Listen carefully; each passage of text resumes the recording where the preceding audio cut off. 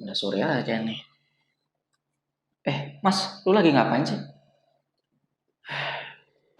Kerja saya, ini namanya kerja biasa, beresin kerjaan dulu yang gak beres-beres, Enggak, banyak trouble kerjaan kerjaan. gue beres-beres aja.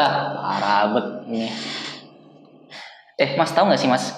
Apa saya? Gue tuh lihat sosmed nih, ada yang viral. Apa tuh? Eh, ada sih viral dari Cina gitu. Ada virus COVID versi 2. Gue Lihat nggak mas? sempet ini sih, sempet lihat juga di sosmed beberapa kali. Nah itu sebenarnya virusnya tuh sama kayak COVID gitu, similar apa? Dia tuh nyerang pernafasan juga. Kenapa sih ngeliat kayak gitu? Takut sih mas ini. Takutnya kan jadi pandemi versi 2 ya. Ke global gitu. Enak dong kerjanya di rumah. Waduh. Tapi kalau dilihat dari kantor kita itu udah bersih nggak sih mas menurutmu? Bersih sih nggak tahu ya kita ininya indikatornya, cuman kalau nanggepin virus kayak gitu kan kita mesti siap-siap ya Sam ya. Jangan sampai kayak waktu itu kita COVID itu benar-benar kita buta, nggak tahu antisipasinya kayak gimana gitu. Nah kalau untuk sekarang sih kita bisa nyiapin diri atau nyiapin tempat kerja kita, karena kan ini kan mirip sama COVID-19 ya. Mungkin yang paling utama yang mesti kita perhatiin tuh di tata udaranya Sam.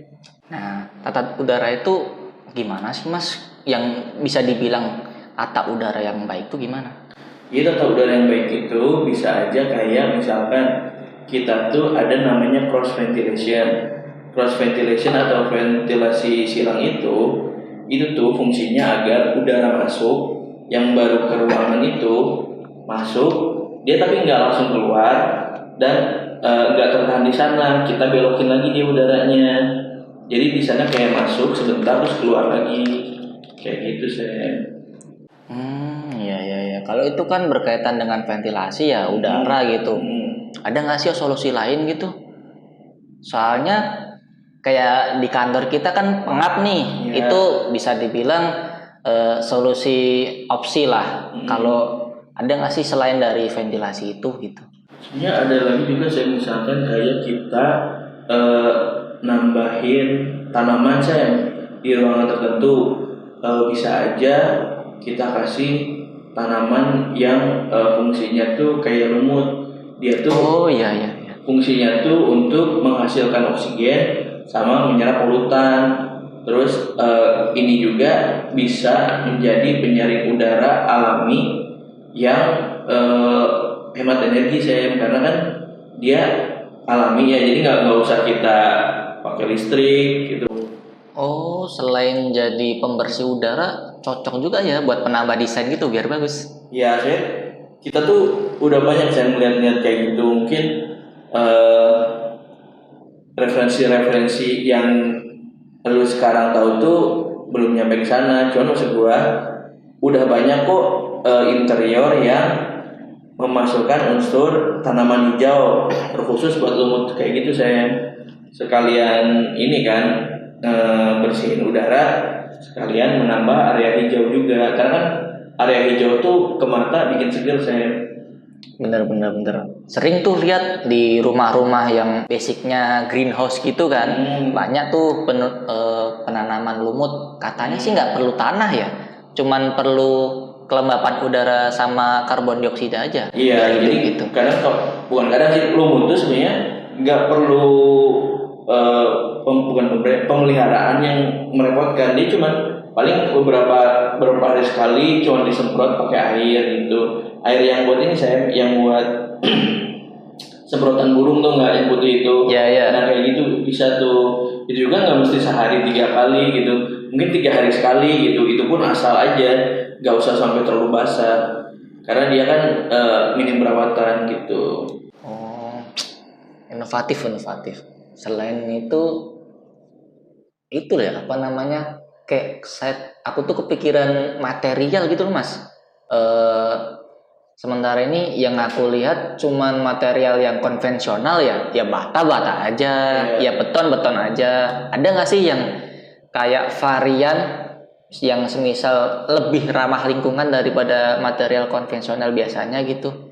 Ya sebenarnya material kayak gitu pun sebenarnya udah ramah lingkungan saya. Cuman nanti kita bantu di ini aja di finishingnya saya.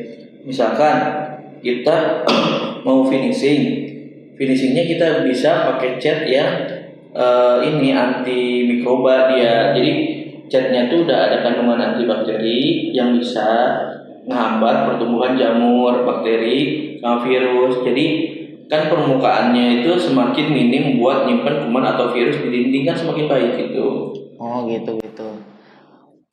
Pernah sih ditawarin temenku juga pas bangun rumah gitu. Ya. Namanya itu beton green konkret gitu. Oh, green konkret ya. Ya, jadi katanya sih itu campuran dari fly ash ataupun bahan-bahan yang daur ulang ya. Ya. Jadi meminimalisir penggunaan karbon dioksida gitu loh. Iya. Maksudnya buat green konkret juga sih gue nggak terlalu ngedalamin ya kayak gimana. Cuman ya gue sempet dengar sih itu beberapa selewatan. Ya mungkin kalau dari temen lu emang ngerti dan dia ngejelasinnya cukup detail ya, mungkin bisa dicoba sama lu kalau nanti kedepannya lu mau bikin sesuatu kayak gitu. Tapi sih gue lebih tertarik cat yang anti mikroba itu ya. Gimana sih tuh kok bisa yang notabene cat biasa tapi nggak ada organisme yang tumbuh di dalamnya gitu loh. Ya, jadi itu kan sebenarnya kan bagian dari teknologi ya. Jadi ntar ya gue ambil kerjain ya. Aman. Ini juga tugas gue banyak nih. Jadi sebenarnya cat anti mikroba kayak gitu kan sebenarnya udah jadi hal umum ya Sam ya. Jadi gue sih nggak terlalu detail dia tuh kandungannya apa aja. Cuman dia tuh udah ada namanya sulfur ion Ag 99,9 itu efektif melawan bakteri, kuman, virus yang ada di tembok kayak gitu saya. Mungkin nanti kita bisa nyari sama-sama apa aja sih maksud cat anti mikroba itu.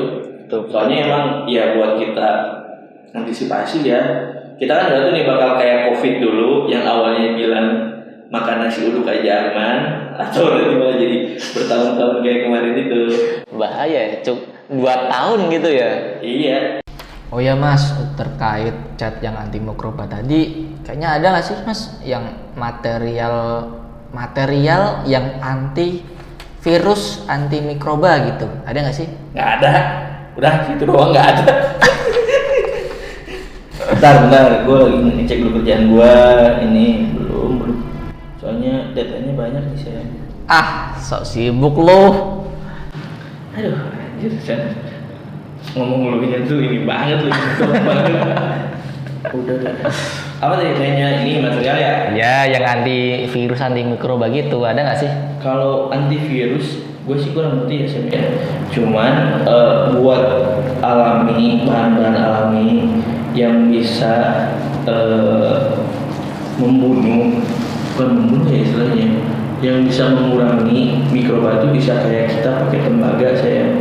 Jadi tembaga ini bisa kita aplikasiin kayak misalkan penggunaan besi di rumah bisa kita ganti pakai tembaga. Misal contoh kayak handrail pintu tuh bisa ganti tuh pakai tembaga, karena kan dia sering kita pegang gitu kan kita nggak tahu tangan kita kotor megang apa gitu, ini segala macam gitu kan. Nah itu bisa kita ganti dengan tipe yang tembaga, atau juga kita bisa ganti lagi ke tempat-tempat yang sering kita pegang selain ini konteksnya rumah ya. Betul. Ataupun mungkin public space yang sedang dibangun untuk menghadapi persiapan lah kalau misalnya terjadi kayak kemarin lagi banyak virusnya, itu bisa kita ganti di railing juga saya. Railing kan misalnya kayak balusternya tetap kita pakai besi biasa walau handle-nya itu kita bisa ganti pakai yang tipenya tembaga kayak itu saya. Sama kalau misalnya kita kayak di kamar mandi mungkin kita ganti hook yang gantungan buat baju bisa pakai tembaga kayak gitu saya. Cuman kalau misalkan pakai tembaga otomatis harganya pasti lebih mahal daripada pakai besi biasa gitu. Benar.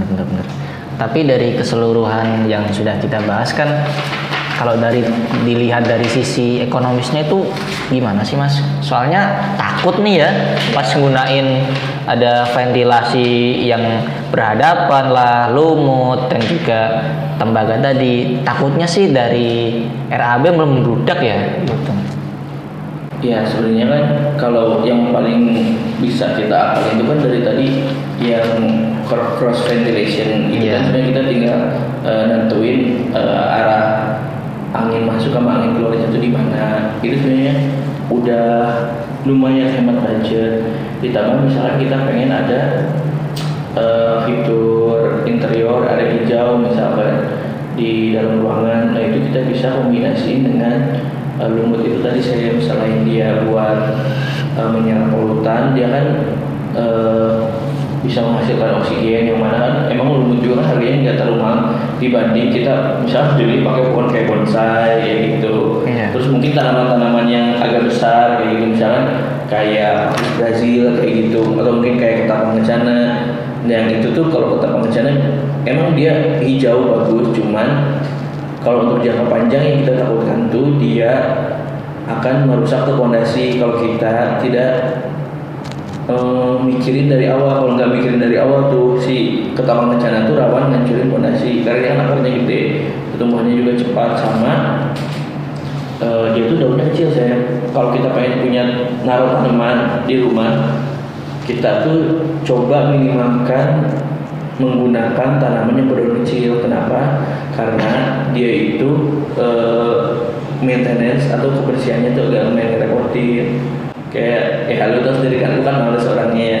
Kalau naruh tanaman daunnya kecil-kecil, lu tiap hari nyapu, sedangkan lu bangun aja siang saya. Tapi ternyata tuh penggunaan material tuh penting ya Mas bagi kesehatan rumah kita ya.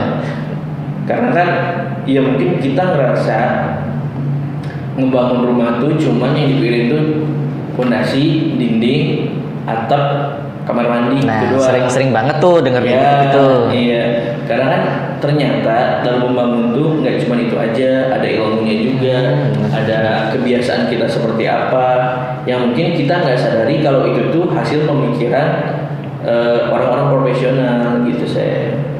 Jadi misal kalau ada nih, misal aku mau bangun rumah gitu, kalau mikir sendiri susah ya, mending pakai jasa arsitek gak sih biar bisa terkoordinir rumahnya tuh sesuai keinginan dengan ownernya gitu. Iya, sebenarnya kan min plusnya tuh ya kita udah nggak usah mikirin apapun, udah ada profesional yang sudah mengerti alurnya pembuatan rumah. Ya cuman bukan minus sih, tapi yang mesti kita siapin ketika kita nge-hire jasa arsitek, kita juga harus ngerti kalau mereka tuh profesional, yang mana kalau profesional tuh udah ada standar yang harus kita penuhi juga terhadap mereka kayak gitu saya. Jadi jangan sampai kita ngelihat wah pakai arsitek itu mahal, ya belum tentu mahal kalau misalkan kita tahu ilmunya. Mungkin ilmunya kalau kita tahu kita bisa ngeluarin harga lebih mahal gitu saya. Gitu. Karena arsitek kan udah ngelewatin berbagai macam trial and errornya gitu. Kenapa sih mau bikin rumah? Tertarik sih soalnya kan pernah lihat tuh dari arsitek garis cerita ngebangun banyak sih yang dibangun kayak Villa Bali tuh keren itu, landscape-nya itu parah. Kamu udah lihat? Udah dong. Nanya mulu lu sih. Kayak karyawan baru. Dah, laptopnya aja udah mati, udah malas ngecas gua. Gua balik duluan ya, Sam ya. Waduh, kerjaan gue belum kelar nih. Lembur dong. Biar dapat nasi goreng lembur. Aduh, nasi goreng lembur. Aduh, enggak mau. Oke. Hati-hati. Iya. Bisa nggak sih Mas? Ada contoh material apa gitu? Kalau Mas Gus tahu? Coba. Enggak, itu kan mungkin lu lanjut aja. Nggak